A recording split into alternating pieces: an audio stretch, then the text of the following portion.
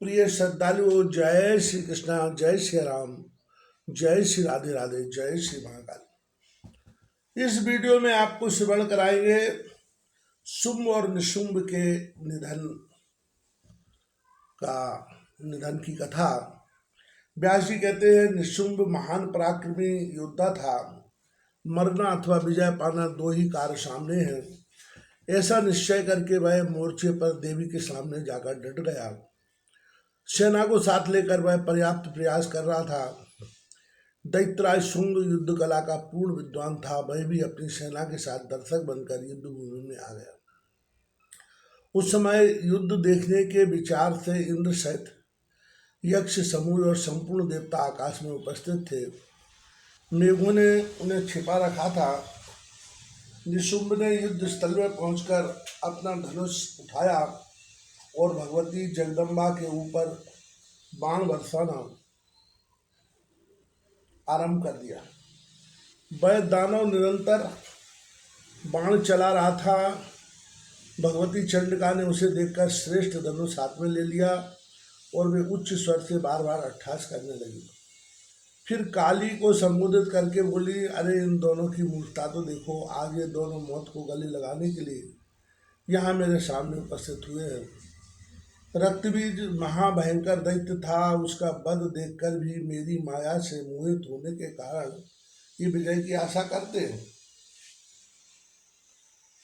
आशा में अपार बल है, तभी तो अंगहीन, निर्बल, नीच, निष्पक्ष और अचेत मनुष्य भी इसके प्रभाव से छूट नहीं सकते। काली, शुंभ और निशुंभ ये दोनों दानव आशा की मजबूत रस्सी में बंधकर युद्ध के लिए समरभूमि में आए हैं। अब मेरे द्वारा इनकी मृत्यु अनिवार्य है। इनके जीवन की अवधि समाप्त हो चली है। प्रारब्ध की प्रेरणा से ये आ गए हैं। संपूर्ण देवताओं के सामने ही आज इन्हें मैं मार डालूंगी। व्यास जी कहते हैं, इस प्रकार कालिका से कहकर भगवती चंडी ने बाण उठाए और कानों तक खींचकर उनके द्वारा सामने खड़े हुए निशुंभ को ढक दिया। उस दैत्य ने अपने चमकीले बाणों से देवी के बाण काट डाले। फिर दोनों में परस्पर अत्यंत भयंकर युद्ध होने लगा। बलवान सिंह अयालों को झाड़ता हुआ सैनिकों को इस प्रकार पकड़ रहा था जैसे हाथी गन्ने को पकड़ रहा हो। सामने खड़े हुए दैत्यों को वह मतवाले हाथियों की भांति नखों और दांतों के प्रहार से तोड़ मरोड़ कर खा जाता था। जब यह सिंहों द्वारा सेना चढ़ा डाली गई, तब निशुंभ अपना सर्वोत्तम धनुष चढ़ाकर दौड़ा। उसी के साथ अन्य भी बहुत से प्रधान दैत्य रोष में आकर देवी के ऊपर टूट पड़े। क्रोधवश दांतों से उनकी जीभें काटी जाती थी। उनके नेत्र लाल हो रहे थे। उसी अवसर पर शुंभ भी सैनिकों सहित सहसा आ गया और कालिका पर वार करके भगवती जगदम्बा को पकड़ने के लिए आगे बढ़ा। उसने आकर देखा, भगवती जगदम्बा युद्ध भूमि में सामने खड़ी हैं। उनका कपनीय विग्रह भीषण, रौद्र और सुंदर श्रृंगार रस से सुशोभित है। उनकी भुएं बड़ी विकट है। त्रिलोकी में वे अनुपम सुंदरी हैं। क्रोध के कारण उन रमणी की आंखें लाल हो रही हैं। दूर से ही देवी का ऐसा रूप देखकर शुंभ को विवाह विषयक इच्छा और विजय संबंधी आशा दोनों ही शांत हो गई। मरण का निश्चय करके वह धनुष हाथ में लिए हुए खड़ा रहा। तब देवी ने मोर्चे पर उपस्थित सभी दैत्यों को सुनाते हुए हंसकर शुंभ के प्रति यह वचन कहा, अरे पामरो, यदि तुम जीने की इच्छा रखते हो तो अभी अस्त्र शस्त्र डालकर पाताल अथवा समुद्र में चले जाओ। नहीं तो युद्ध भूमि में मेरे बाणों के प्रहार से निष्प्राण होकर स्वर्ग सुधारो और निश्चिंतता पूर्वक वहां का सुख भोग कर सभी आनंद का अनुभव करो। कायरता को अपनाए हुए शूरता दिखाना कदापि संभव नहीं है। मैं तुम्हें अभयदान दे रही हूँ। सभी सुखपूर्वक जा सकते। व्यासी कहते हैं देवी की बात सुनकर अभिमान में प्रवृत्त होने वाला शुंभ तेज धार वाली तलवार तथा अष्टचंद नामक ढाल लेकर दौड़ा। उसमें असीम बल था। उसने तुरंत तलवार से सिंह के मस्तक को चोट पहुंचाई। पैतरे बदलते हुए भगवती जगदम्बिका पर भी वार करना प्रारंभ किया। तब देवी ने अपनी गदा से निशुंभ की तलवार के प्रहार को रोककर फरसे से उसके कंधे पर आघात किया। उस महाभिमानी दैत्य का कंधा तलवार से आहत हो गया। फिर भी उसने उस पीड़ा को सहन कर चंडिका पर शस्त्र चलाना चालू रखा। तब देवी ने सबको भयभीत करने वाली अपनी घोर घंटा ध्वनि की, साथ ही निशुंभ का वध करने की इच्छा प्रकट करती हुई वे बारंबार मधु पीने लगे। इस प्रकार अत्यंत भयंकर देवासुर संग्राम होने लगा। सभी परस्पर दूसरे को जीतने के लिए लालायित थे। मांस खाने वाले गीद और कौवे आदि सभी पक्षी तथा कुत्ते और सियार प्रभृति भयंकर जानवर अत्यंत तृप्त होकर नाच रहे थे। उस समय दानवों के मृत शरीरों से तथा रुधिर बहाते हुए हाथियों और घोड़ों की लाशों से पटी हुई वह युद्धस्थली अनुपम शोभा पा रही थी। धराशायी दानवों को देखकर निशुंभ के क्रोध की सीमा नहीं रही। अपनी भयंकर गदा लेकर वह बड़ी शीघ्रता के साथ देवी पर झपटा। अभिमान में चूर रहने वाले उस दैत्य ने गदा के सिंह के मस्तक पर प्रहार किया। फिर गदा उठाई और हंसकर देवी पर प्रहार करने दौड़ा। अब देवी के मन में भी अपार क्रोध छा गया। निशुंभ सामने खड़ा होकर मारने को उद्यत था। उसे देखकर भगवती जगदम्बा कहने लगी। देवी ने कहा, मूर्ख, मैं तलवार चला रही हूँ। जब तक यह मेरे गले के पास न पहुंच जाए तब तक ठहर जा, फिर तो तेरा यमराज के घर जाना करता निश्चित। व्यासी कहते हैं, इस प्रकार कहकर भीषण तलवार से भगवती चंडिका ने तुरंत निशुंभ के मस्तिष्क को धड़ से अलग कर दिया। देवी के प्रयास से मस्तक कट जाने पर वह अत्यंत विकराल धड़ हाथ में गदा लिए देवताओं को भयभीत करता हुआ नाचने लगा। तब देवी ने अपने चमकीले बाणों से दानव के हाथ पैर काट डाले। अब पर्वत की तुलना करने वाला वह नीच दैत्य प्राणहीन होकर पृथ्वी पर पड़ गया।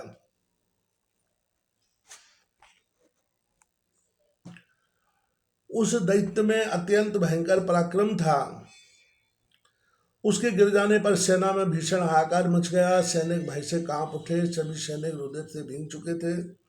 हथियार फेंक कर चीत्कार करते हुए वे राजभवन पर जाकर ठहरे, क्योंकि इस बीच में शुंभ लौट गया था। तब शत्रु के संहार की शक्ति रखने वाले शुंभ ने आए हुए दैत्यों को देखकर उनसे पूछा, शुंभ कहाँ है? घायल होकर तुम्हारे भागने का क्या कारण है? शुंभ दानवों का राजा था। उसकी बात सुनकर भागकर आए हुए दैत्य नम्रता पूर्वक कहने लगे, राजन, आपके भाई निशुंभ प्राणों से हाथ धोकर युद्धाभ्यास में सो गए। उन पर जितने अनुचर थे उन्हें भी उस स्त्री ने मार डाला है। वहां के ये समाचार जनाने के लिए हम आपके पास आ गए हैं। राजन, जिसने संग्राम में निशुंभ को मार डाला है उस चंडिका के साथ अब युद्ध करने का अवसर नहीं है। देवताओं का कार्य सिद्ध करने के उद्देश्य से ही यह कोई अद्भुत देवी प्रकट हुई है। दैत्य कुल का संहार करना ही इस देवी के अवतार का प्रयोजन है, यह निश्चित जान लेना चाहिए। यह साधारण स्त्री न होकर सर्वोत्कृष्ट शक्ति रखने वाली कोई महादेवी है। इसके चरित्र अचिंत हैं। देवता लोग भी कभी इसे नहीं जान सकते। भांति भांति के रूप धारण करने वाली यह देवी माया के रहस्य को सम्यक प्रकार से जानती है। इसके भूषण बड़े अद्भुत हैं। यह हाथों में संपूर्ण आयुध लिए हुए है। गुण चरित्र वाली इस देवी को जानना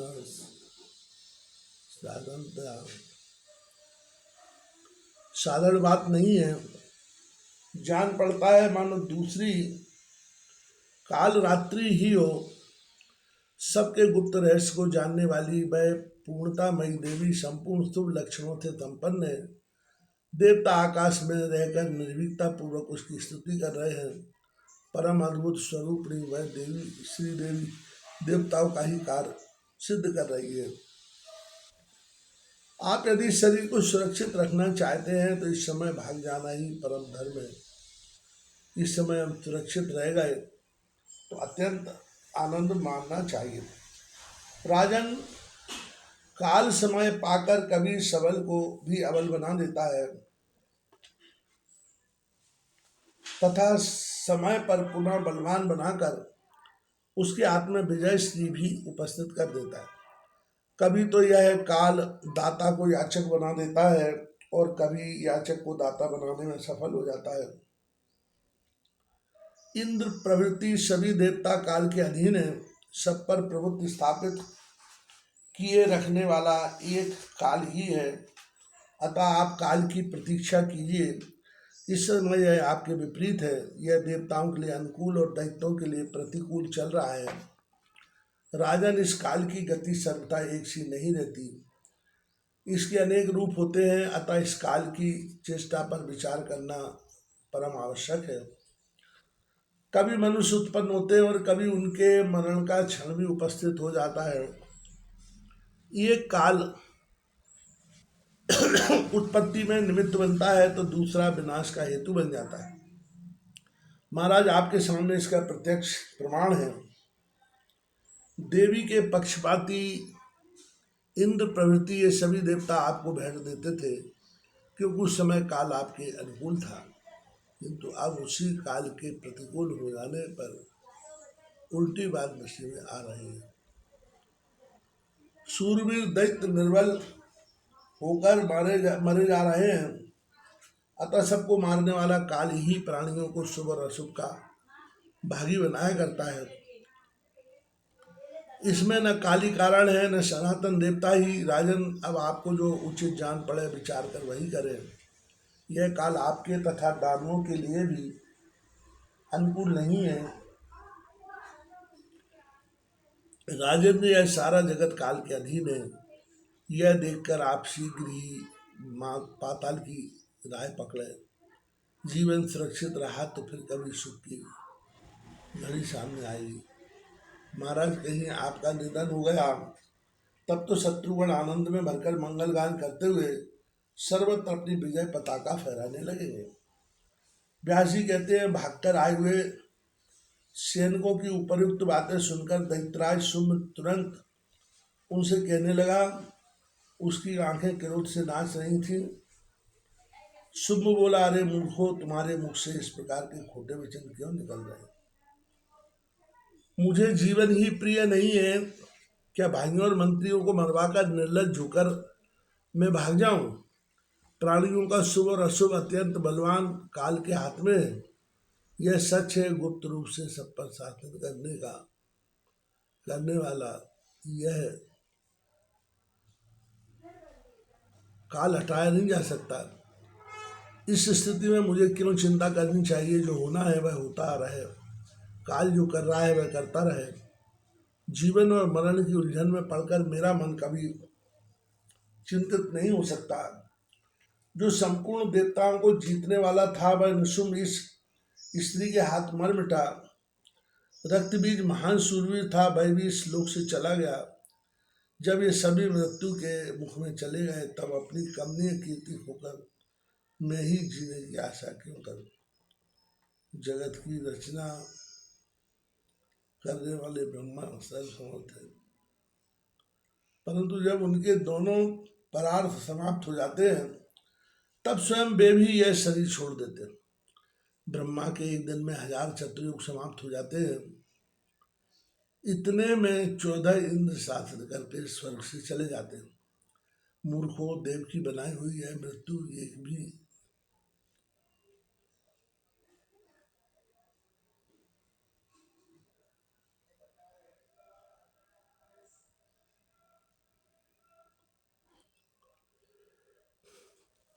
ब्रह्मा के एक दिन में 1000 चतुर्युग समाप्त हो जाते हैं।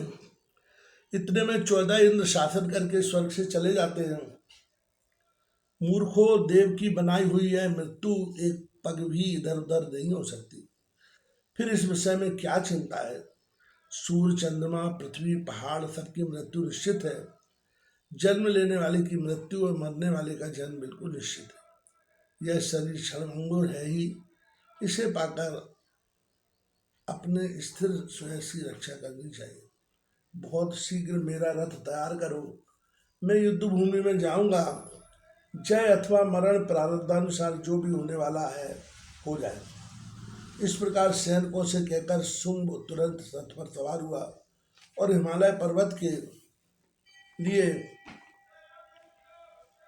जहां भगवती जगदम्बा विराजमान थी चल दिया। उस अवसर पर हाथी, घोड़े, रथ और पैदल चलने वालों से सुसज्जित चतुरंगनी सेना भी उसके साथ चल पड़ी।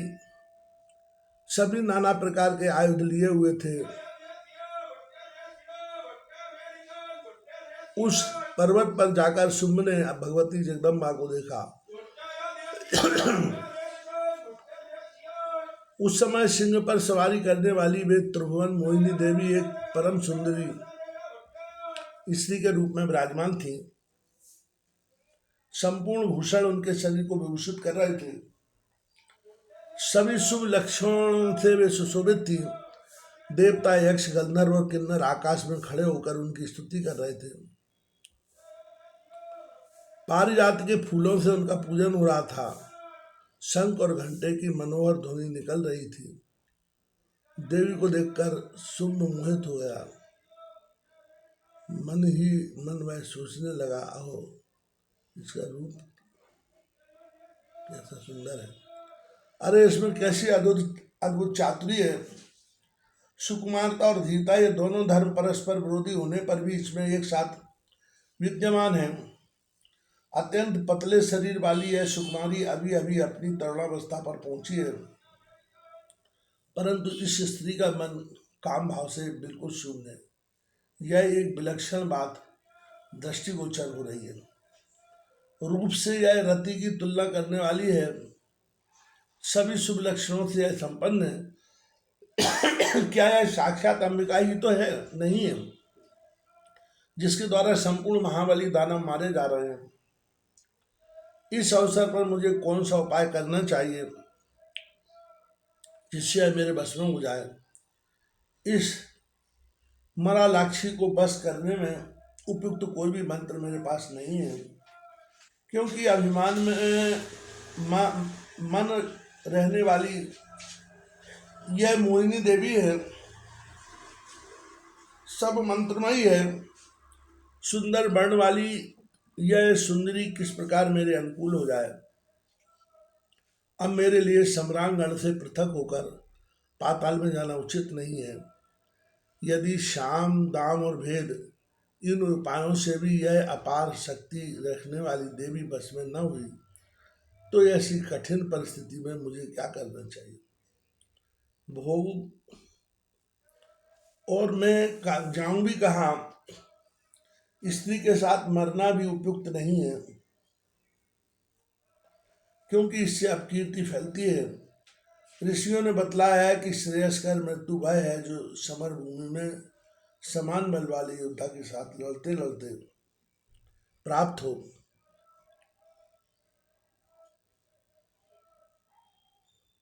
दैव के विधान से ऐसी स्त्री सामने आ गई है जो सैकड़ों हजारों वीरों से भी अधिक बलवान है। अत्यंत बलशालिनी यह नारी हमारे कुल का समग्र प्रकार से श्रृंगार करने के लिए ही उपस्थित हुई। इस समय यदि साम नीति से युक्त वचन कहे जाए तो वे बिल्कुल निष्फल है।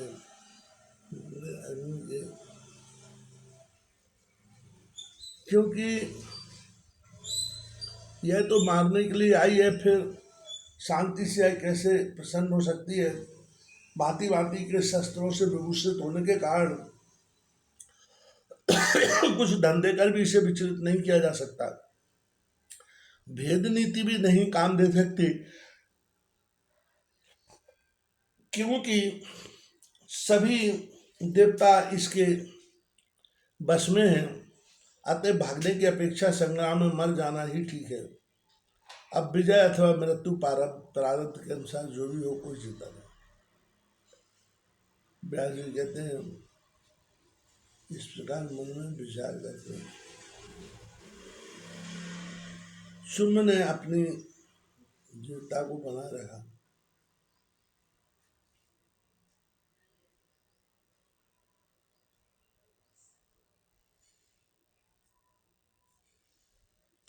युद्ध करने के लिए कटिबद्ध होकर सामने खड़ी हुई देवी ने कहा, देवी युद्ध करो। प्रिय, इस समय तुम्हारा यह परिश्रम बिल्कुल व्यर्थ है, तुम बुद्धि से काम नहीं ले रही हो। अरे स्त्रियों के लिए यह धर्म कभी शोभा नहीं देता। स्त्रियों के नेत्र ही बाण हैं, भौहें ही धनुष का काम देती हैं, हाव भाव उनके शस्त्र हैं। विद्वान पुरुष भी उसका लक्ष्य बन जाता है। अपने अंगों को चंदन आदि से सजाना ही उद्योग है। मनोरथ ही रथ का काम करता है। धीरे धीरे मधुर वचन बोलना ही बहरी ध्वनि है। इसके सिवा अन्य कुछ नहीं है। स्त्रियां इसके अतिरिक्त अन्य अस्त्र शस्त्रों में लें, यह उनके लिए केवल विडंबना ही है। प्रिय, लज्जा ही तुम्हारा भूषण है। धृष्टता कभी तुम्हें शोभा नहीं देती। युद्ध की इच्छा करने वाली श्रेष्ठ नारी कर्कशा के सदृश दिखाई पड़ती है। धनुष खींचते समय स्त्री अपने स्तनों को छिपाने में कैसे सफलता पा सकती है। कहाँ धीरे धीरे पृथ्वी पर पैर रखना और कहाँ गदा लेकर दौड़ना।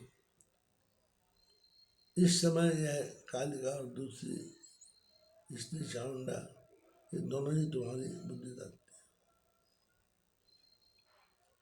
बीच बीच में चंडिका भी तुम्हें बताया करती है। रूखी बोली बोलने वाली शिवा तुम्हारी शुश्रूषा में रहती है। संपूर्ण प्राणियों में भयंकर सिंह तुम्हारा वाहन है। बरबर्डिनी, तुम बीड़ा न बजाकर शंख ध्वनि कर रही हो। ये सभी कर्म तुम्हारे रूप और जीवन के विरुद्ध है।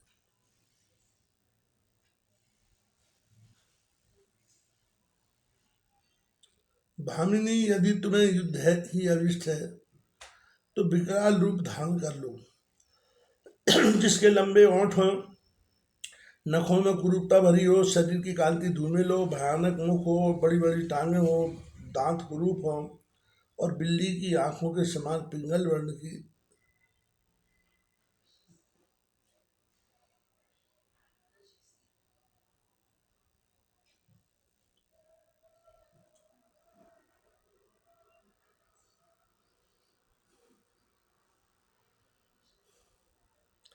ऐसा वेश बनाकर युद्ध भूमि में तुम स्थिरता पूर्वक खड़ी हो जाओ।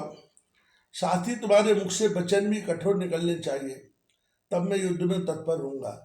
सुंदरता में रति की तुलना करने वाली मृगलोचने, तुम जैसी सुंदरी स्त्री को सामने देखकर युद्ध में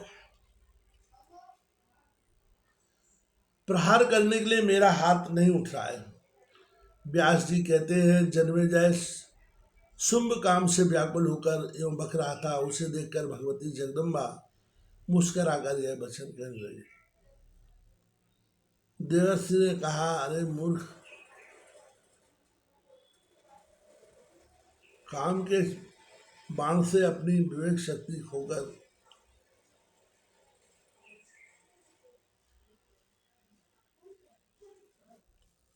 व्यर्थ प्रलाप कर रहा है। मूड तो कालिका अथवा चामुंडा के साथ ही युद्ध कर ले, मैं तो केवल देखने के लिए खड़ी हूँ। ये दोनों देवियां सम्रांगण में तेरे साथ लड़ने के लिए पूर्ण समर्थ हैं। तुम अपनी इच्छा के अनुसार इन पर प्रहार कर, मैं तो तेरे साथ युद्ध करना नहीं चाहती। इस प्रकार कहकर भगवती जगदम्बा ने मधुर स्वर में कालिका से कहा, कालिके, तुम कुरूपा के साथ लड़ने की अभिलाषा वाले इस दैत्य को युद्ध में मार डालो। व्यास जी कहते हैं, कालिका स्वयं काल रूपिणी है। काली की प्रेरणा से ही उनका पधारना होता है। जगदम्बा की आज्ञा पाकर उन्होंने तुरंत गदा उठा ली और सावधान होकर वे मोर्चे पर डट गए। अब दोनों में अत्यंत भयंकर युद्ध आरंभ हो गया। संपूर्ण देवता, महात्मा और मुनि यह घटना देख रहे थे। तदनंतर शुंभ ने गदा हाथ में लेकर उससे कालिका पर प्रहार किया। तब भगवती कालिका भी दैत्यराज शुंभ पर बारंबार गदा का प्रहार कर रही।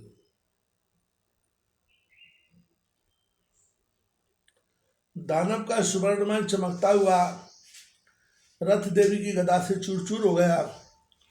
चंडी ने रथ खींचने वाले गधे और सारथी के भी उसी क्षण प्राण हर लिए। अब क्रोध में भरा हुआ शुंभ विशाल गदा लेकर पैदल युद्ध करने लगा। उस पे मुख पर प्रसन्नता की किरणें झलक रही थी।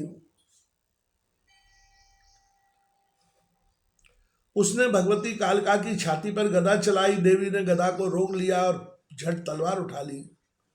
उससे शुंभ की बाई भुजा को, जो चंदन से चर्चित एवं आयुयुक्त थी, शरीर से अलग कर दिया। रथ टूट गया, बाई भुजा कट गई थी और उधर से सर्वांग भीग चुका। इस स्थिति में भी वह दैत्य गदा हाथ में लिए आगे बढ़ा और कालिका पर प्रहार करने लगा। देवी ने हंसते हंसते तलवार से उसकी हाथानी भुजा भी काट डाली। बाजूबंद और गदा से सुशोभित उस भुजा को भी शरीर से अलग हो जाना पड़ा। अब वह दैत्य पैरों से मारने के लिए रोषपूर्वक आगे बढ़ा। देवी ने तलवार से उसके पैर भी काट डाले। फिर तो बिना हाथ पैर के ही उस दानव के मुख से ठहरो ठहरो की आवाज निकलने लगी। भगवती कालिका ने कमल की भांति शोभा पाने वाले उसके मस्तिष्क को झट से काट दिया। कंठ से रुधिर की अजस्त्र धारा बहने लगी। मस्तक कट जाने पर वह शुंभ, जिसका शरीर पर्वत के समान विशाल था, जमीन पर पड़ गया। अब उसके प्राण शरीर से निकलकर तुरंत पिलाव कर रहे।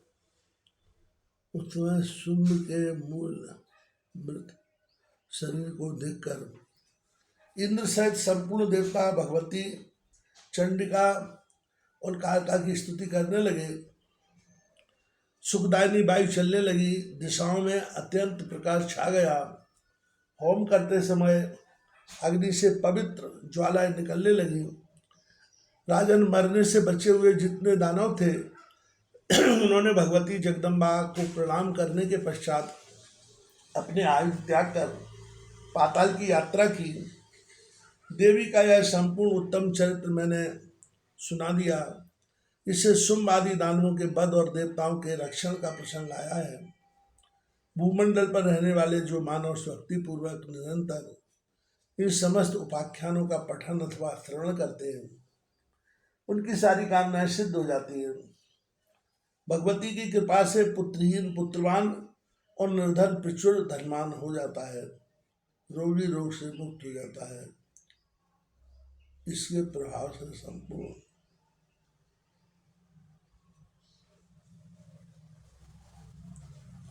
कामनाएं सिद्ध हो जाती है। इस पवित्र आख्यान को सुनने वाला मानव शत्रु से भयभीत नहीं हो सकता और निरंतर इसका अध्ययन एवं श्रवण करने वाला मनुष्य मुक्ति का अधिकारी होता है।